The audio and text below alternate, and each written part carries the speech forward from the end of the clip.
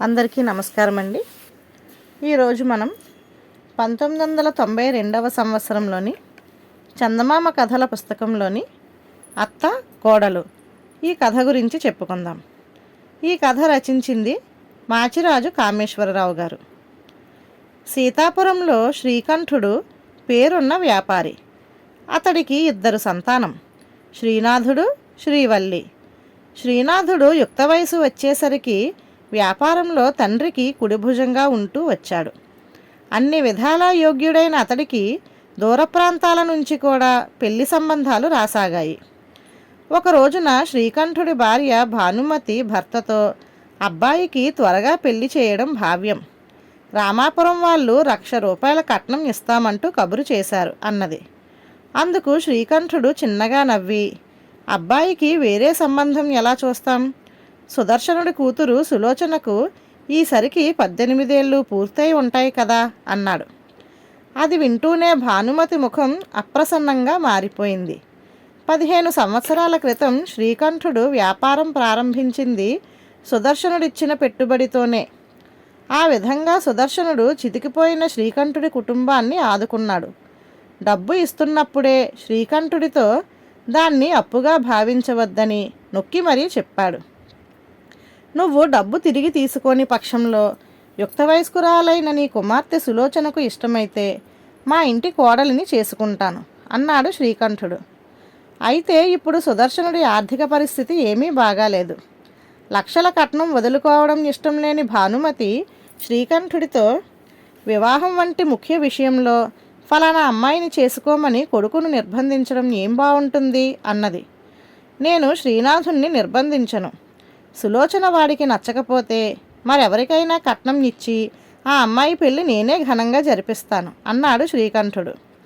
మర్నాడే వాళ్ళు సులోచనను చూసేందుకు వెళ్ళారు. శ్రీనాథుడికి ఆ అమ్మాయి నచ్చింది.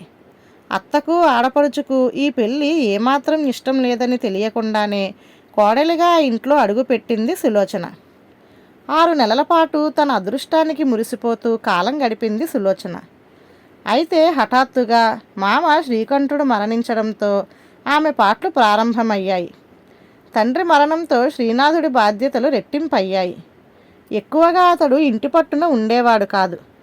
దానితో అత్త ఆడపడుచుల కక్ష సాధింపు ఆరంభమైంది. లక్షల కట్నం తెచ్చే మహాలక్ష్మి లాంటి ఆడపిల్లను కాదని కోరి ఈ అష్టదరిద్రాన్ని కోడలిగా తెచ్చాడు ఆయన అంటూ సులోచనను దెప్పిపొడిచేది భానుమతి.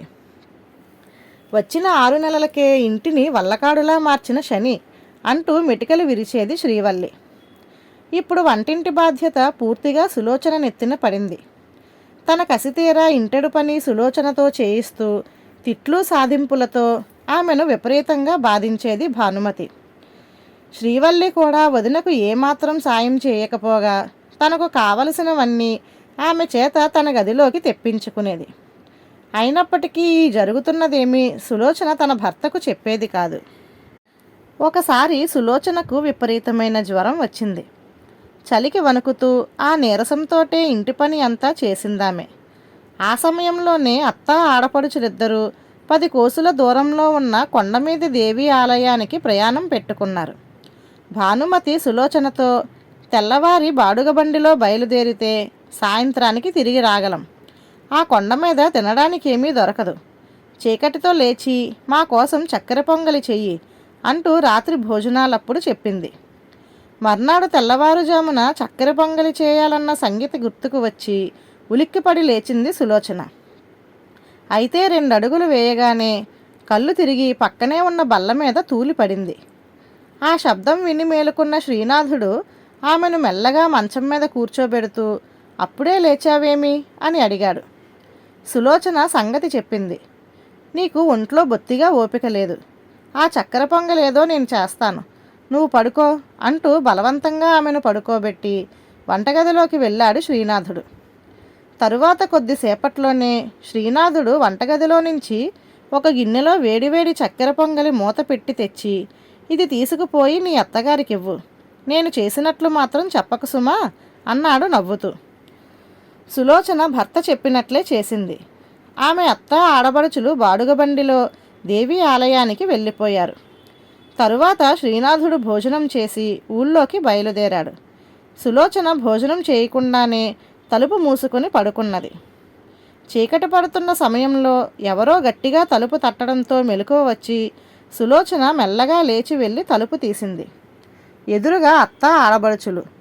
మమ్మల్ని కడుపు మార్చి చంపాలనే ఆ చక్కెర పొంగలి చేసి ఇచ్చావు అవునా అంటూ రుసరుసలాడుతూ లోపలికి వెళ్ళింది శ్రీవల్లి. మధ్యాహ్నం ఆకలితో సగం చచ్చి ఉన్న మేము చిక్కటి ఆవుపాలు, సన్నబియ్యం, జీడిపప్పు, ద్రాక్షపళ్ళు, యాలకుల పొడి నోరూరుస్తుంటే నువ్వు చేసిన ఆ చక్కెర పొంగలి నోట పెట్టుకొని ఉమ్మేశాం. అందులో నువ్వు చక్కెర వెయ్యనే లేదు, నువ్వు కావాలనే అలా చేశావు అన్నది భానుమతి. ఆ సమయంలో శ్రీనాథుడు ఇంటి వాకిట్లో అడుగు పెడుతూనే, ఏమిటమ్మా ఒంట్లో బాగోలేని కోడల మీద కత్తులు నూరుతున్నట్లున్నావు అన్నాడు నవ్వుతూ. కొడుకు నవ్వు, అతడన్న మాటలు వింటూనే భానుమతి కీచు గొంతుతో, ఈ ఇంట్లో దీనికేం తక్కువ? ఇంత ఖరీదైన చీరలు, ఇన్ని నగలు ఏనాడైనా ఎరుగునా? ఈ ఇంట్లో దీనికి వచ్చిన కష్టం ఏమిటి? నన్ను ఆడబిడ్డను అదే పనిగా సాధిస్తున్నది అన్నది. అమ్మా, ఎవరిని సాధిస్తున్నారో నాకు తెలియంది కాదు. ఆవు పాలు, జీడిపప్పు అంటూ పెద్ద పాఠం చదివావు. అవన్నీ వేసి చక్కెర పొంగలిలో చక్కెర లేకుండా తయారు చేసింది నేనే. అన్నీ ఉండి చక్కెర లేకపోతే చక్కెర పొంగలి ఎలా తినలేమో అలాగే అన్నీ ఉన్నా ప్రేమలేని జీవితం ఎవరికీ రుచించదు అన్నాడు శ్రీనాథుడు.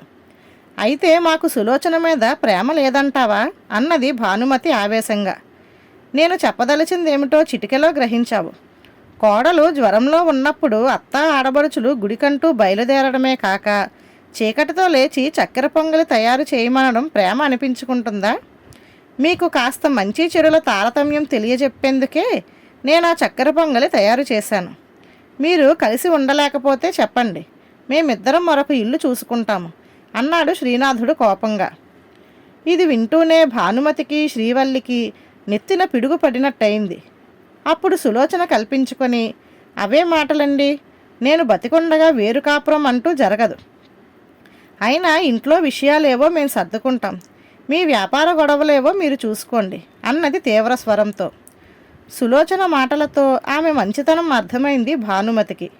డబ్బు కన్నా మనుషుల మధ్య ప్రేమ ఆప్యాయతలు ముఖ్యమని గ్రహించిన ఆమె, ఇన్నాళ్ళు మా కళ్ళు మూసుకుపోయాయిరా, నువ్వు చేసిన చక్కెర పొంగలి పుణ్యాన ఇక ఈ ఇంట్లో గిల్లి కజ్జాలకు మనస్తాపాలకు తావుండదు అన్నది ఆప్యాయంగా సులోచన భుజం మీద చేయి వేసి కళ్ళు తుడుచుకుంటూ. ధన్యవాదాలు.